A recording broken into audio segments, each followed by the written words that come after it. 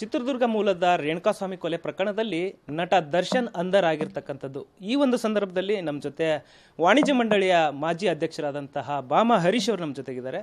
Sir, ಮೊದಲನೇದಾಗಿ ದರ್ಶನ್ ಅವರು ಈಗ ಈ ಒಂದು ಕೊಲೆ ಪ್ರಕರಣದಲ್ಲಿ ಅವರು ಅರೆಸ್ಟ್ ಆಗಿದ್ದಾರೆ. ಈ ಒಂದು ಸಂದರ್ಭದಲ್ಲಿ ಏನು ಹೇಳಕ್ಕೆ ಇಷ್ಟಪಡ್ತೀರಿ ಸರ್? ಏನಕ್ಕೆ ಇಷ್ಟಪಡ್ತಾರೆ, ಬಟ್ ಈ ಥರ ಯಾರೇ ಆಗಲಿ, ದರ್ಶನೇ ಆಗಲಿ, ಯಾರೇ ಆಗಲಿ, ಯಾರೂ ಕಾನೂನು ಕೈಗೆ ತೊಗೊಬಾರ್ದು. ಕಾನೂನಿಗಿಂತ ದೊಡ್ಡವ್ರು ಯಾರೂ ಇಲ್ಲ. ಯಾಕಂದರೆ ಅವ್ರಿಗೆ ಏನು, ನಾನು ಈಗಾಗಲೇ ಮಾಧ್ಯಮದಲ್ಲಿ ನಾನು ನೋಡಿದೆ ಅಂದರೆ ಈ ಥರ ಹಿಂಗೆ ಮೆಸೇಜ್ ಬಂತು, ಈಗ ಎಡ್ಡೆಡ್ ಮೆಸೇಜ್ ನೋಡಿರಿ, ಪೊಲೀಸ್ ಇದೆ, ಕಾನೂನಿದೆ. ಒಂದು ಒಬ್ಬ ಸೆಲೆಬ್ರಿಟಿ ಆದ್ರೂ ತಿಳುವಳಿಕೆ ಇರಬೇಕು. ಪೊಲೀಸ್ ಕಂಪ್ಲೇಂಟ್ ಇದೆ, ಕರೆದ್ಬಿಟ್ಟು ಅಟ್ಲೀಸ್ಟ್ ಒಬ್ಬ ಅಭಿಮಾನಿ, ಯಾಕಂದ್ರೆ ನಾವು ಕೂಡ ಡಾಕ್ಟರ್ ರಾಜ್ಕುಮಾರ್ ಕಾಲದಿಂದ ಇವತ್ತವರೆಗೂ ಈ ನಿನ್ನೆ ಮೊನ್ನೆ ಹುಟ್ಟತಕ್ಕಂಥ ಹೀರೋಗಳು ನೋಡಿದ್ದೀವಿ. ಬಟ್ ಒಂದು ತಾಳ್ಮೆ ಸಹನೆ ಬೇಕು. ಬಟ್ ಒಂದು ಸಾಮಾಜಿಕ ನಾವೊಂದು ಸಾರ್ವತ್ರಿಕ ಜೀವನದಲ್ಲಿದ್ದೀವಿ, ತಾಳ್ಮೆ ಭಾಳ ಮುಖ್ಯ.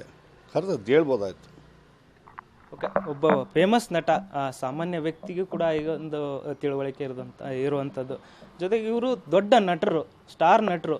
ಆದರೆ ಇಂಥ ಒಂದು ಕೃತ್ಯದಲ್ಲಿ ಭಾಗಿಯಾದಾಗ ಇದು ಒಂದು ಸಮಾಜಕ್ಕೆ ಯಾವ ರೀತಿಯಾದಂತಹ ಎಫೆಕ್ಟ್ ಆಗುತ್ತೆ ಅನ್ನೋದು ಸರ್. ಸ್ಟಾರ್ ನಟ ಯಾಕಂದರೆ ಈಗಾಗಲೇ ನೋಡಿ, ಡಾಕ್ಟರ್ ರಾಜ್ಕುಮಾರ್ ಅವ್ರನ್ನ ಹಿಂದೆ ಬಂಗಾರದ ಮನುಷ್ಯ ರಿಲೀಸ್ ಆದಾಗ ಎಷ್ಟೋ ಜನ ಬೆಂಗಳೂರು ವಲಸೆ ಬಂದವರು ತಮ್ಮ ಹಳ್ಳಿಗಳಿಗೆ ಹೋಗಿ ವ್ಯವಸಾಯ ಮಾಡಿದಂತಕ್ಕಂಥ ಆದರ್ಶಗಳು ಎಷ್ಟೋ ವ್ಯಕ್ತಿಗಳಿದ್ದಾರೆ. ಬಟ್ ನೋಡಿದ್ದೀವಿ, ಕೇಳಿದ್ದೀವಿ, ಮಾಡಿದ್ದೀವಿ. ಬಟ್ ಆ ಥರ ಒಂದು ಮೆಸೇಜ್ ಕೊಡ್ತಕ್ಕಂಥ ಒಬ್ಬ ನಟ ಆಗಬೇಕು. ಯಾಕಂದರೆ ವಿಷ್ಣುವರ್ಧನ್ ನೋಡಿ ಫಾಲೋ ಮಾಡಿ ಒಳ್ಳೆತನ ಕಲ್ತಿದ್ದವ್ರು ಇದ್ದಾರೆ, ಅಂಬರೀಷ್ ನೋಡಿ ಕಲ್ತಿರೋರು ಇದ್ದಾರೆ, ಶಂಕರ್ನಾಗ್ ಅವ್ರು ನೋಡಿ ಕಲ್ತಿರೋರು ಇದ್ದಾರೆ. ಇವತ್ತು ಎಷ್ಟು ಆಟೋ ಶಂಕರ್ನಾಗ್ ನೋಡ್ಕೊಂಡು ಎಷ್ಟು ಜನ ಶ್ರದ್ಧೆ ತಾಳ್ಮೆಯಿಂದ ದುಡಿತಾರೆ. ಆ ಥರ ಆದರ್ಶ ಆಗಬೇಕು ಸಮಾಜಕ್ಕೆ ಹೊರತು ಈ ಥರ ಒಂದು ಕೆಟ್ಟ ಮೆಸೇಜ್ ಕೊಡಬಾರ್ದು. ಅದೇ, ಇದು ಎಷ್ಟು ಸಮಾಜಕ್ಕೆ ಎಷ್ಟು ಎಫೆಕ್ಟ್ ಆಗುತ್ತೆ ಸರ್ ಇದು ಒಂದು ಪ್ರಕರಣ? ಖಂಡಿತವಾಗ್ಲು ಇವತ್ತು ನೋಡಿ, ಯಾರೇ ಏನೇ ಸಿನಿಮಾದವ್ರು ಮಾಡಿದಕ್ಕೆ ಕನ್ನಡ ಚಿತ್ರರಂಗ ಮಾತ್ರ ಮುಂಚೆ ಅದು ಪ್ರತಿಯೊಬ್ಬರು ಹೇಳ್ತಾನೆ ಇರ್ತಾರೆ. ಬಟ್ ಇತ್ತೀಚಿನ ದಿನಗಳು ತುಂಬ ಜಾಸ್ತಿ ಆಗಿದೆ. ಬಟ್ ಈ ಒಂದು ಪ್ರಕರಣದಲ್ಲಿ ಯಾರೇ ಆಗಲಿ ರೀ, ದರ್ಶನ್ ಆಗಲಿ ಮತ್ತೊಬ್ಬ ಯಾರೇ ಆಗಲಿ, ಕಾನೂನು ಎಲ್ಲರಿಗೂ ಒಂದೇ. ಇವನೊಬ್ಬರು ಜೀವ ತೆಗೆಯೋ ಅಧಿಕಾರ ಯಾರಿಗೂ ಇಲ್ಲ. ಬಟ್ ಯಾರು ತಪ್ಪು ಮಾಡಿದರೆ ಅವ್ರ ಶಿಕ್ಷೆ ಆಗಲೇಬೇಕು, ಹಾಗೆ ಆಗುತ್ತೆ. ಸರ್, ನೀವು ಮತ್ತು ದರ್ಶನ್ ಅವರು ಒಂದು ಪರಿಚಯ ಹೇಗಿತ್ತು? ಎಷ್ಟು ವರ್ಷದಿಂದ ನಿಮ್ಮ ಪರಿಚಯ ಇತ್ತು? ಆವಾಗಿಂದ ನೀವು ನೋಡ್ಕೊಂಬಂದಿದ್ದೀರಾ? ಹೇಗೆ ದರ್ಶನ್ ಅವರ ಒಂದು ವ್ಯಕ್ತಿತ್ವ? ದರ್ಶನ್ ಅವರು ನಾನು 2001ರಿಂದ ನೋಡಿದ್ದೀನಿ. ಸರಿ, ಸುಮಾರು ಇವತ್ತಿಗೆ 24 ವರ್ಷದಿಂದ ನಾನು ದರ್ಶನ್ ಬಲ್ಲೆ. ಯಾಕಂದ್ರೆ ನನ್ನ ಪ್ರೊಡಕ್ಷನಲ್ಲೇ, ಅವರು ಉಲ್ಲಾಸ ಎಂಟರ್ಪ್ರೈಸಸ್ ಪ್ರೊಡಕ್ಷನಲ್ಲಿ ಅವ್ರು ಹೀರೋ ಆಗಿದ್ದು ಮೆಜೆಸ್ಟಿಕ್ ಮುಖಾಂತರ.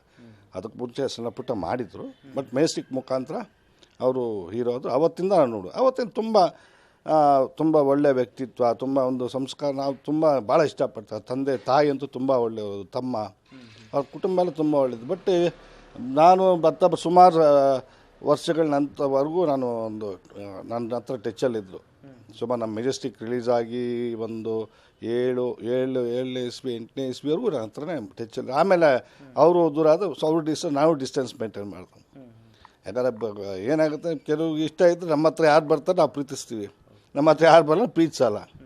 ಅಲ್ಲಿಂದ ನಮಗೂ ಅವ್ರಿಗೆ ಸ್ವಲ್ಪ ಒಂಚೂರು ತುಂಬ ದೂರ ಇದ್ದು ಅಷ್ಟೇ. ಆವಾಗ ಸಿಕ್ಕಿದ್ರೆ ನೋಡ್ತೀವಿ, ನಗ್ತೀವಿ, ಮಾತಾಡ್ತೀವಿ ಅಷ್ಟೇ.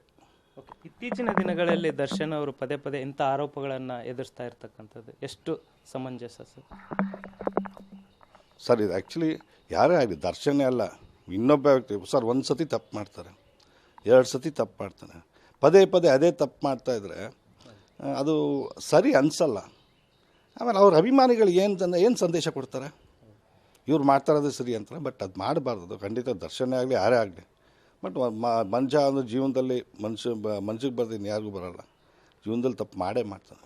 ಆ ತಪ್ಪನ್ನು ನಾವು ತಿದ್ದುಕೊಂಡು ನಡೆಯೋದೇ ಒಂದು ಒಳ್ಳೆ ಗುಣ. ಸರ್, ಈಗ ಅವರನ್ನು ನಂಬಿ ಸಾಕಷ್ಟು ಜನ ಸಿನಿಮಾಗಳಿಗೆ ಬಂಡವಾಳ ಹಾಕಿರ್ತಕ್ಕಂಥದ್ದು, ಅವ್ರ ಕೈಯಲ್ಲಿ 2-3 ಸಿನಿಮಾಗಳಿರ್ತಕ್ಕಂಥದ್ದು, ಅದರ ಒಂದು ಮುಂದಿನ ಪರಿಸ್ಥಿತಿ ಏನು ಅನ್ನೋದು ಒಂದು ಪ್ರಶ್ನೆ ಆಗಿದೆ ಸರ್. ಖಂಡಿತವಾಗ್ಲೂ ಸರ್. ಯಾಕಂದರೆ ಯಾರೇ ಆಗ್ತೇವೆ, ನಟ ಆಗ್ಬೋದು, ಪೋಷಕರು ಯಾರೇ, ಕನ್ನಡ ಚಿತ್ರರಂಗದಲ್ಲಿ ಒಬ್ಬ ಒಂದು ಪಿಕ್ಚರ್ ಕಮಿಟ್ ಆಗ್ಬಿಟ್ರೆ ಮಧ್ಯದಲ್ಲಿ ಈ ಥರ ಒಂದು ಸಮಸ್ಯೆ ಸಂಭವಿಸ್ಬೋದ್ರೆ ಭಾಳ ನಿರ್ಮಾಪಕರು ಭಾಳ ಹೊರೆ ಆಗುತ್ತೆ. ಚಿತ್ರರಂಗ ಸಮಸ್ಯೆ ಕೂಡ ಭಾಳ ಎದುರಿಸ್ತಾ ಇದೆ. ಯಾಕಂದರೆ ಇವತ್ತಿನ ದಿನಗಳಲ್ಲಿ ನಾವು ಎಷ್ಟೋ ಇವಾಗ ಸ್ಟಾರ್ಸ್ ಇದ್ದಾರೆ, ಸುದೀಪ್ ಅವರು ಇದ್ದಾರೆ, ಶಿವಣ್ಣ ಇದ್ದಾರೆ, ದರ್ಶನ್ ಇದ್ದಾರೆ, ಶ್ರೀಮುರಳಿ ಇದ್ದಾರೆ, ಧ್ರುವ ಸರ್ಜಾ ಇದ್ದಾರೆ, ಧನಂಜಯ್, ಆಲ್ಮೋಸ್ಟ್ ಎಲ್ಲರೂ ಇದ್ದಾರೆ. ಬಟ್ ಎಲ್ಲರಿಗೂ ಒಂದು ನಾವು ಸುಮಾರು ವರ್ಷದಿಂದ ಮನವಿ ಮಾಡ್ಕೊಂಡು ಬರ್ತಾಯಿದ್ದೆ ಚಿನ್ನೇಗೌಡರ ಕಾಲದಿಂದನೂ. ಅಟ್ಲೀಸ್ಟ್ ಒಂದು ಕನ್ನಡ ಚಿತ್ರರಂಗ ಉಳಿಸ್ಲಿಕ್ಕೆ ಒಂದು ವರ್ಷಕ್ಕೆ ಒಬ್ಬರು 2 ಪಿಕ್ಚರ್ ಆದರೂ ಮಾಡ್ಕೊಂಬನ್ನಿ ಅಂತ. ಇವತ್ತು ಸಿಂಗಲ್ ಸ್ಕ್ರೀನು ನಶಿಸಿ ಹೋಗ್ತಾ ಇದೆ. ಸಿಂಗಲ್ ಸ್ಕ್ರೀನ್ ಅವ್ರಿಗೆ ಅಲ್ಲಿರ್ತಕ್ಕಂಥ ಕಾರ್ಮಿಕರಿಗೆ ಸಂಬಳ ಕೂಡ ಒಂದು ಶಕ್ತಿ ಓನರ್ಗೆ ಹುಡ್ತಾ ಇಲ್ಲ.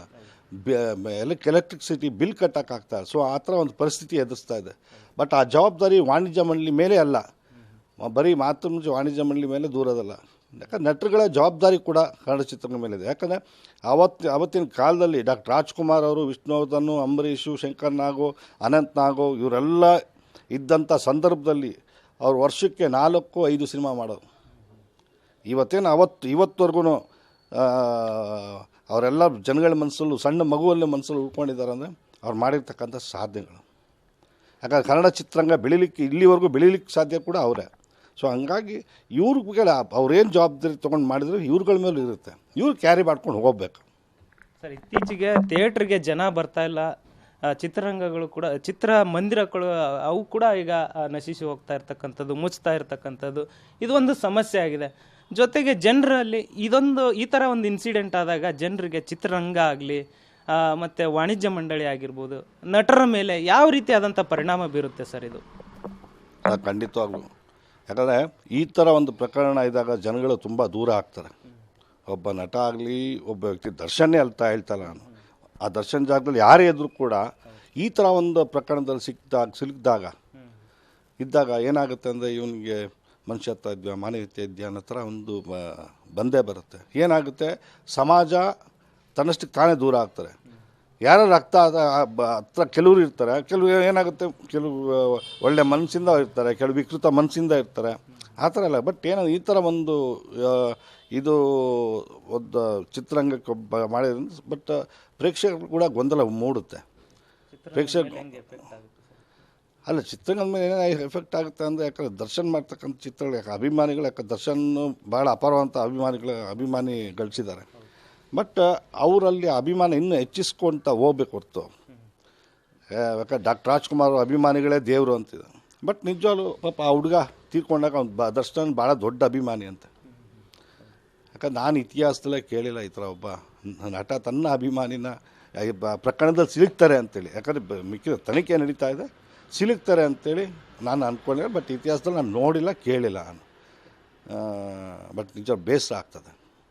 ಎದೆ ಉದ್ದ ಬೆಳೆದಂಥ ಮಗನ ಕಳ್ಕೊಂಡಂಥ ತಂದೆ ತಾಯಿ ನೋವು ಒಂದು ಕಡೆ ಆದರೆ, ಅವರ ಪತಿಯನ್ನು ಕಳ್ಕೊಂಡಂಥ ಪತ್ನಿ ಒಂದು ಕಡೆ ಗೋಳಾಟ, ಇದೆಲ್ಲ ಹೇಗೆ ಇದಾಗುತ್ತೆ ಸರ್ ಇದು? ನಿಜವಾಗ್ಲೂ ನೆನ್ನೆ ನಾನು ಹೊರಗಡೆ ಗೋವಾ ಹೋಗಿದ್ದೆ.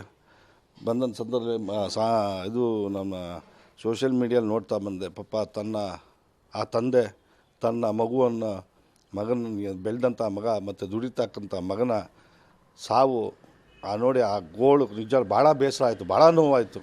ಆ ತಾಯಿ ಹೇಳ್ತಾ ಇದ್ದು ನೋಡಿ, ಅವರು ಇಡೀ ಶಾಪಗಳಾಗ್ತಾಯಿದ್ರು. ಅವ್ರ ಹೆಂಡತಿ ಪಾಪ 3 ತಿಂಗಳು ಗರ್ಭಿಣಿ ಅಂತ. ಆ ಹೆಣ್ಮಗು ದೊಳ್ಳಾಟ ಇವತ್ತು ಯಾರು ನೋಡ್ತಾರೆ ಸರ್? ಇವತ್ತಾಯಿತು, ನೀವು ಪ್ರಾಣ ತೆಗೆದುಬಿಟ್ರಿ, ನಾಳೆ ದಿನ ಆ ಹೆಣ್ಮಗು ಯಾರು ದಿಕ್ಕು? ಆ ತಂದೆ ತಾಯಿ ಯಾರು ದಿಕ್ಕು? ಹಾಂ, ಒಬ್ಬ ದುಡಿತಾ ಇರ್ತಕ್ಕಂಥ ಒಬ್ಬ ಮಗನ್ನ ಯಾರೇ ಸಾಯಿಸಿದವ್ರು ಅವ್ರ ಶಿಕ್ಷೆ ಆಗಲೇಬೇಕು. ಯಾರು ದಿಕ್ಕು ಆ ಮನೆಗೆ? ಭಾಳ ಬೇಸರ ಆಯಿತು, ತುಂಬ ನೋವಾಯಿತು ಅದು ನೋಡಿ ನಿಜವಾಗ್ಲೂ. ಯಾಕಂದರೆ ಈ ಥರ ಒಂದು ಕೆಲವರು ಏನೇ ಕೋಪ ತಾಪ ಏನೇ ಇದ್ರು, ಬಟ್ ಆ ಸಂದರ್ಭದಲ್ಲಿ ತಾಳ್ಮೆ ವಹಿಸಿದ್ರೆ ಏನೂ ಆಗಲ್ಲ. ತಾಳ್ಮೆ ಕಳ್ಕೊಂಡ್ರೆ ಹಿಂಗೆಲ್ಲ ಆಗುತ್ತೆ. ಸದ್ಯಕ್ಕೀಗ ಈ ಒಂದು ಪ್ರಕರಣಕ್ಕೆ ಸಂಬಂಧಿಸಿದಂತೆ ಈಗಾಗಲೇ ಸಾಮಾಜಿಕ ಜಾಲತಾಣದಲ್ಲಿ ಹರಿದಾಡ್ತಾ ಇರ್ತಕ್ಕಂಥದ್ದು ದರ್ಶನ್ ಅವ್ರನ್ನ ಬ್ಯಾನ್ ಮಾಡಿ, ಚಿತ್ರರಂಗದಿಂದ ಬ್ಯಾನ್ ಮಾಡಿ ಅಂತ ಹೇಳ್ತಾ ಇರ್ತಕ್ಕಂಥದ್ದು. ನಿಮ್ಮ ವಾಣಿಜ್ಯ ಮಂಡಳಿಯಲ್ಲಿ ಇದಕ್ಕೆ ಸಂಬಂಧಪಟ್ಟಂಥ ಏನಾದರೂ ಚರ್ಚೆ ಆಗಿದೆಯಾ, ಅಥವಾ ಮುಂದೆ ಈ ಥರ ಏನಾದರೂ ಕ್ರಮ ತೆಗೆದುಕೊಳ್ಳೋಕೆ ಏನಾದರೂ ತಯಾರಿ ನಡೀತಾ ಇದೆಯಾ, ಹೇಗೆ ಅಂತ? ಸರ್, ಈ ಥರ ಯಾಕಂದ್ರೆ ನೀವು ಬಳಸಿದಂಥ ಪದ ನಮ್ಮ ಕನ್ನಡ ಚಿತ್ರರಂಗದಲ್ಲಿ ಇಲ್ಲ. ಇದು ಪ್ರಜಾಪ್ರಭುತ್ವದ ಸ್ವಾತಂತ್ರ್ಯ ಇದು. ಆಮೇಲೆ ಬ್ಯಾನ್ ಮಾಡೋ ಅಧಿಕಾರ ಯಾರಿಗೂ ಇಲ್ಲ.